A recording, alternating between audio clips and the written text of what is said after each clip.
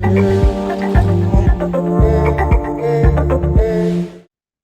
I'm about to read is from the director of the UCLA Laboratory for Stress Assessment and Research. His name is George Slavic. He says, and I quote, "The group of international experts, which also includes scientists from the National Institutes of Health, Stanford University, Harvard Medical School, Columbia University Medical Center, and University College London, point to inflammation-related diseases as a cause of 50% of all deaths worldwide." What do you think about Well, that, Steve? That's significant, Eric. 50%. It's crazy. All deaths worldwide. Yep. So 50% worldwide. Wow. More on that in a moment. But first, hello, I'm Steve. And I'm Eric. And together we are two dads with one mission. Welcome to the 𝗙𝗃𝗔𝗬𝗀 podcast. This is the show for dads, all about fatherhood, faith, and freedom, one conversation at a time. So the question is, have you ever struggled with heart disease, cancer, stroke, or respiratory disease? Or maybe a loved one has struggled with these things? Well, if you've struggled with one of the big four, or you know someone who has, that's exactly what we'll be delving into on this week's episode. So, Eric, tell us more about the 4 dumb ways to die. Yeah, so, we kind of, a little bit of a tongue-in-cheek title there, 4 dumb ways to die. We're not trying to be, irreverent or anything like that. We know people suffer for real reasons. But the reason that, I kind of wanted to title this that is because when you think about heart disease, cancer, stroke, and respiratory disease, okay, these are terrible diseases. People suffer for long periods of time.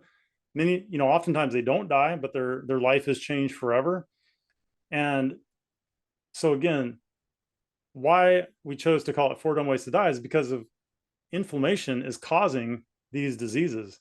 And inflammation is not that difficult to deal with or, repair or bring back into balance in the body. So, again,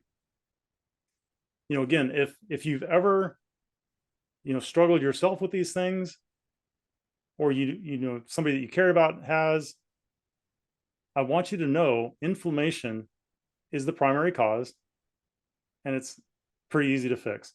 So I don't know, Steve, in your life experience, have you known people with these issues?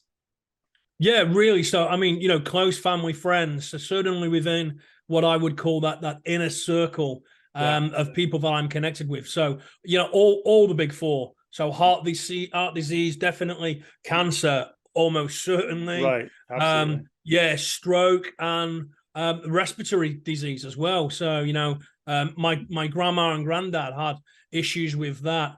There was kind of a double whammy with my father-in-law. He was in the UK what's known as a chippy. So I don't know whether you have a similar phrase stateside. So a chippy is someone who works with wood.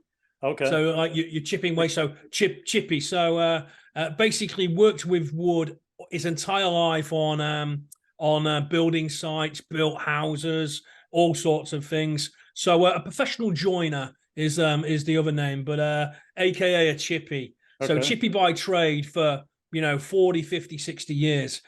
But over the years, obviously breathing in all the wood dust and things, that created respiratory disease. But ultimately, what caused his final death was cancer. Right. So, these are, some people even struggle saying the word cancer, because it just seems so overwhelming. And I also want our listeners to know that diabetes is very quickly racing into the number 4 spot. It's statistically almost the same as respiratory disease at this point. It's one of the fastest growing disease that we have right now. So, okay. So the other thing that I want to highlight here is, and this is another quote, so forgive me for reading, but I want to read this. This comes from a source that's listed in the show notes, but it says, "It's also important to recognize that inflammation is a contributor not just to physical health problems, but also mental health problems such as anxiety, disorders, depression, PTSD, schizophrenia, self-harm, and suicide." And it says this is a substantial public health crisis.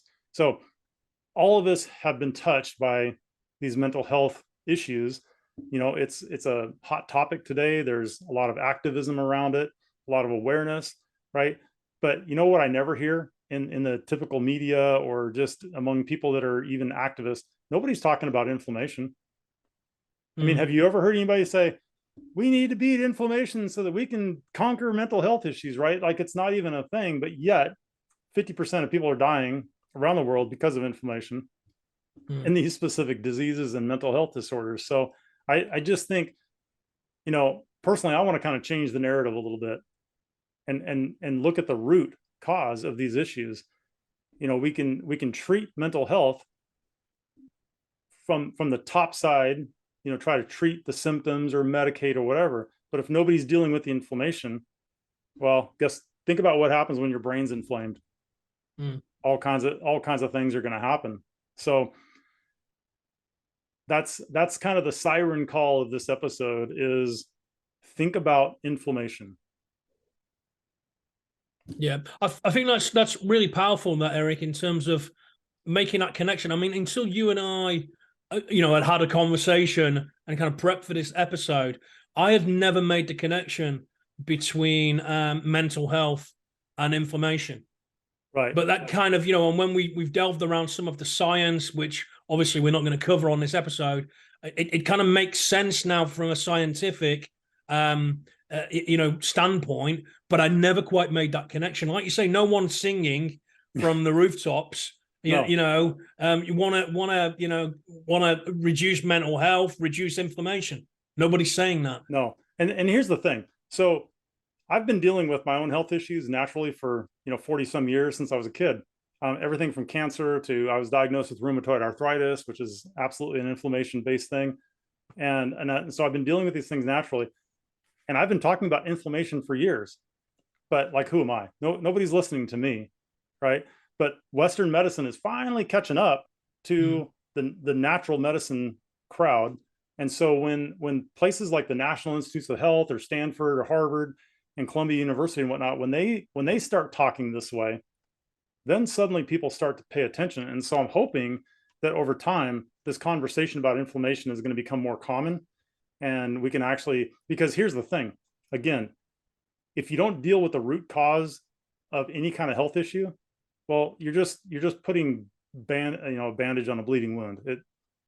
It's going to slow it down, but it's not really going to help. So inflammation is really the root cause of these things.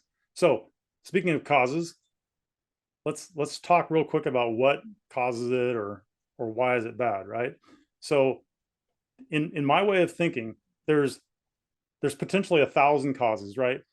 But to keep it simple, you know, if you said, you know, if you're listening to this and you're like, all right, well, how do I deal, you know, what is the cause of this or whatever? Like, how do I approach this issue? I would say it's 2 easy things. Look at your hydration. Are you drinking enough water? And then how much sugar are you consuming?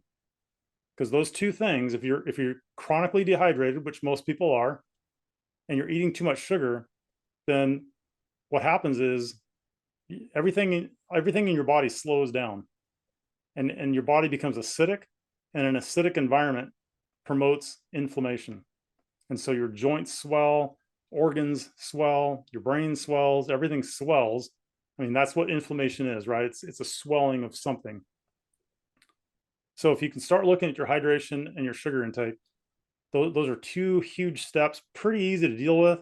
You know, maybe not in your mind, right? Like, hey, who wants to give up their ice cream or whatever, but just trying to reduce it. Reduce sugar, increase water. And so, you know, leads to kind of our last question of how can we prevent it, right? It's really just those 2 same things. You know, and I say proper hydration because most people don't know what that means. You know, they just think, oh, I'll drink an extra glass of water a day. Well, maybe that's enough, maybe that's not. But if you want more detail on that, please reach out to me. I can quickly get you dialed in on what proper hydration is for you, and maybe do like a little assessment on your water intake. And then reducing sugar, you know, that's something that I think everybody struggles with in some capacity. Or there's a few people I've known, you know, that just have no issue with sugar. They're not attracted to dessert. They don't really care, but most people struggle with sugar. And the other thing is, and we'll wrap it up, is a lot of people don't understand that something like a typical bagel will turn to glucose faster than white sugar will. Okay, so a lot of people think, well, I don't really eat sugar because they're not sticking their spoon in the sugar bowl and adding sugar to everything, but they're, you know, eating like white bread and simple carbohydrates and all that stuff's just absolutely turning to sugar, and they're full of sugar.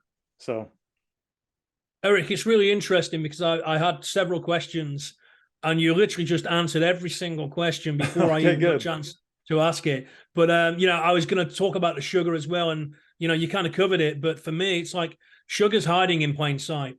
People think they don't have a lot of sugar, but it's in everything. Look, if your food came in a box or a bag, it's probably highly sugar. It's either highly, you know, has a high level of sugar content, or it'll quickly turn to sugar in your body. So yeah, hey, let's wrap it up there, Steve. Yeah, I mean, it's really interesting for me that you talked about bagels and kind of bread and white bread, because what's the topic of the next episode? Who's the breadwinner? Indeed. Yeah. So we're going to get into that. So where can people find us? Usual place. If you're a regular listener to the podcast, you'll know that all of our resources are available online. Just head over to our website, allieddads.com, spelt the traditional way. Perfect. And I'll lead out this time. Look, if you like this content, if you'd like to see more of this, please subscribe to our podcast. You know, if you're watching us on YouTube, subscribe. And look, if there's anything you want us to cover and talk about, let us know. We'd love to address any topic that interests you. That's great. We look forward to hearing from you, and I'll see you on the next episode. All right. Thanks, Steve.